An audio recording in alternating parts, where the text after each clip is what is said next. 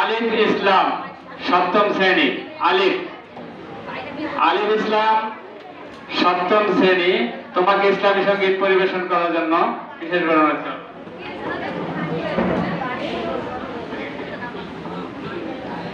আসসালামু আলাইকুম রহমতুল্লাহি ওয়া বারাকাতুহু।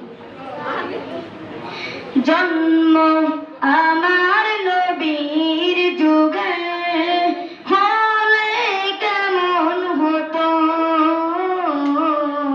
জন্ম আমার নবীর যুগে হলে কেমন হতো, দোনয়নে রাসূল পাক দেখিলে কেমন হতো,